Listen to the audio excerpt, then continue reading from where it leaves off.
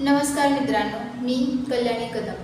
लग्नानंतर मुलगी जर पतीसोबत राहत नसेल किंवा कोर्टात घटस्फोटासाठी अर्ज दाखल करत असेल तर अशा वेळी तिला पतीकडे पोटगीची मागणी करता येऊ शकते. आता पोटगी म्हणजे काय? पोटगी म्हणजे काय तर विभक्त झालेल्या पत्नीला तिच्या पतीपासून तिच्या पालनपोषणासाठी तसेच देखभालीसाठी दिला जाणारा खर्च होय. यामध्ये तिच्या पालनपोषणाची तसेच देखभालीची जबाबदारी ही पतीकडेच असते.